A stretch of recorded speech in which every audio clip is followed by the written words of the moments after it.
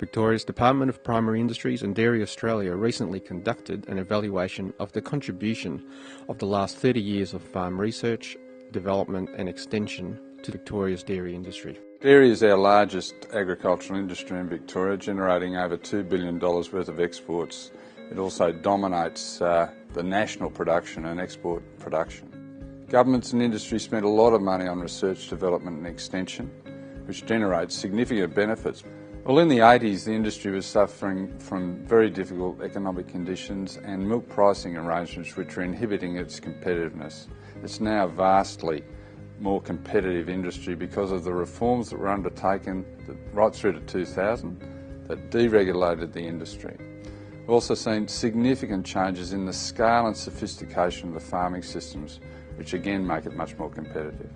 Well, in a period where we've seen declining terms of trade and quite a few years of drought, milk yield from the industry has doubled. I think this is a remarkable performance.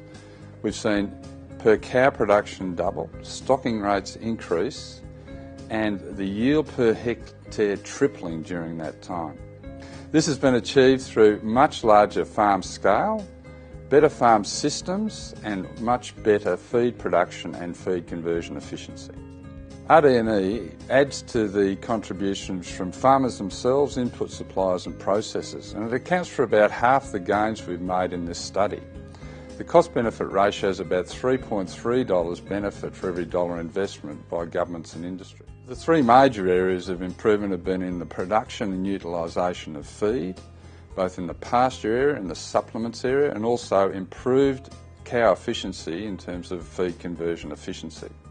We've also seen gains in animal health and the natural resource management areas. I was really pleased with the outcomes of the 30-year mega evaluation. I think it was a wonderful piece of work that really analysed in depth around some of the key research that's been undertaken over the last 30 years.